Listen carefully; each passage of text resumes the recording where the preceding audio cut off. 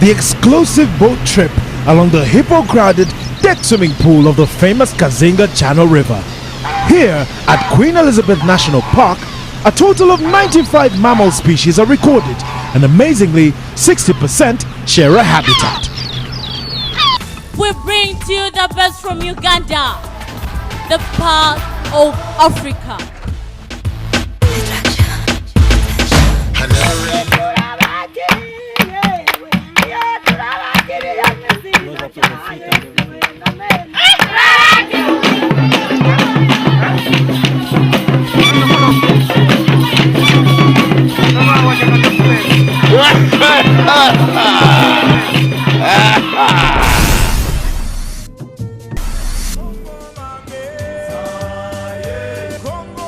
It's a dark, cold and misty morning in Mbarara as we navigate through the hills and plains along the Mbarara-Kasese Highway. And today, the tides drift us to the magical sensations of Queen Elizabeth National Park. After about 5 hours of driving, the picture begins to unfold.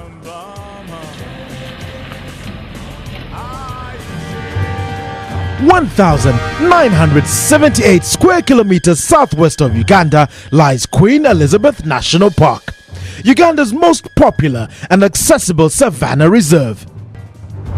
Open savanna, dense acacia woodland, euphorbia trees, punctuated by the extensive Maramagambo forest in the southeast and the forested Chambura Gorge, Queen Elizabeth is a prehistoric font of Mother Nature. 9 a.m. we are at Kazinga Channel. Our ferry to the reminiscent scene is ready, and in no time we start to soar from shore to shore.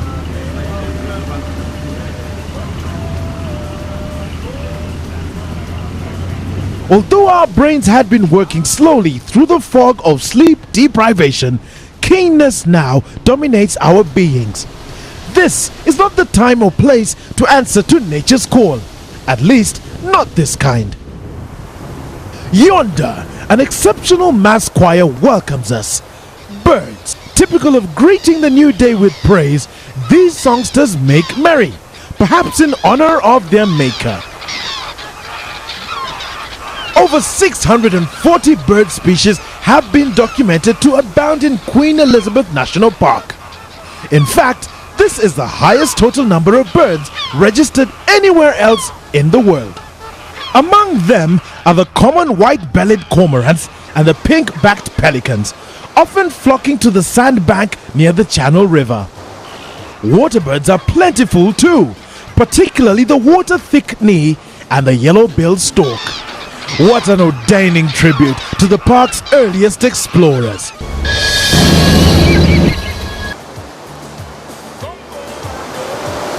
We steer ahead, but apparently we are not the only ones. More intriguing sights are yet to be unfurled.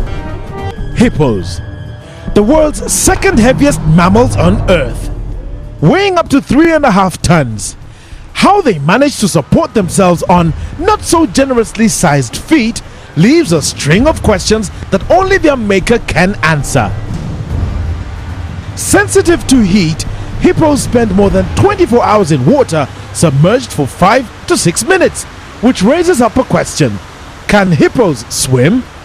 Given their size, your answer might be no, because hippos seem too heavy to swim. But that is far from the truth. Hippos' chubby bodies enable buoyancy, so they can float very well. On the other hand, if you say no, you are quite right.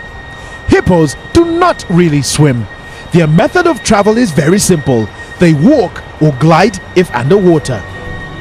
Hippopotamuses secrete a pinkish colored oil that keeps their skin moist. In addition, acclaimed for a great sense of sight, smell, and hearing. Unlike any other living mammal on Earth, a hippo's mouth can open as wide as 180 degrees. Alarmingly, that's room enough for a baby to fit.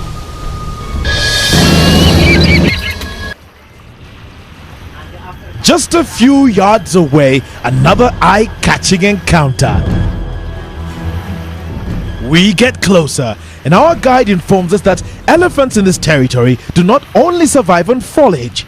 These enormous creatures do supplement their meals with a little fish and alcohol. How the latter was discovered, I can only hope for one thing: that this doesn't question the curiosity of the park's guests.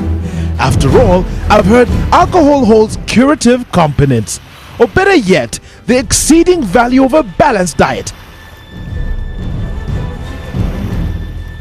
The oldest of this kind may seem elusive, but do not be deceived by his aloofness.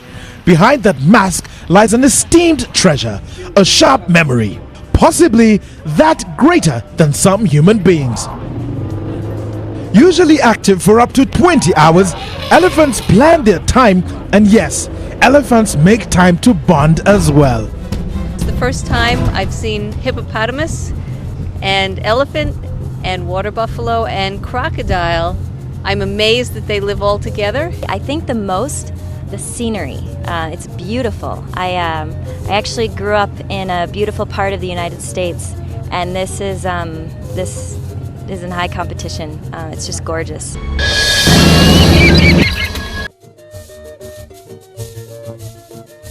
In the southern part of the park, the jolly Uganda cob stage euphoric scenes. View among them buffaloes grazing in the acacia-studded savanna. Renowned as one of the Big Five, it's not so much their size that precedes the name, but how difficult and dangerous it is to hunt them. Buffaloes live in herds, but occasionally you may spot a solitary bull. But be warned, he has never been known for being friendly. Lying along the shoreline are the masculine crocodiles enjoying a sunbath. And if you're chanced, you might spot the tree-climbing lions or leopards.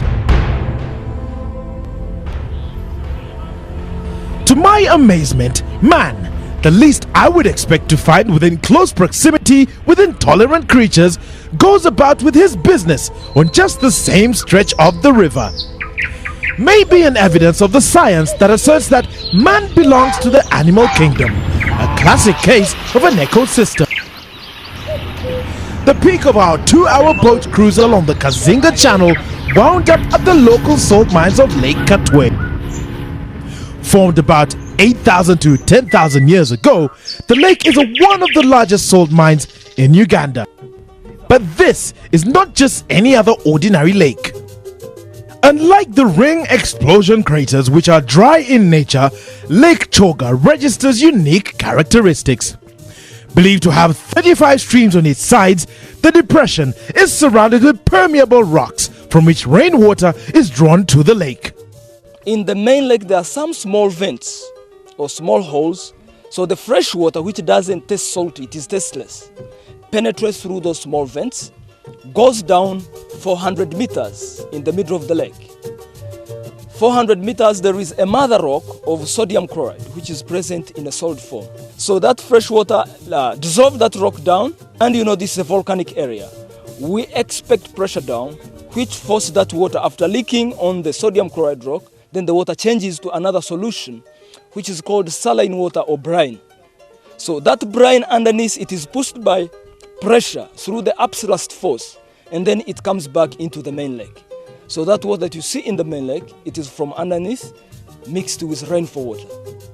At 3 feet low and 7 feet high, the lake has a salt concentration of 65%, an attractive employment opportunity for the locals.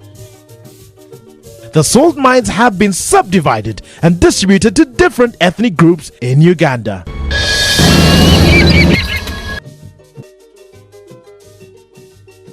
After an engaging day exploring the park's wonder, unwind in these comfortable, life-filled and legendary accommodation, including Mwea Safari Lodge, Jakana Safari Lodge and Kingfisher Lodge, Kichwamba. The silence at Queen Elizabeth National Park speaks to only those who listen. Across the plains of the park, the place exudes untainted nature. And in the comfort of your shelter, immense hospitality.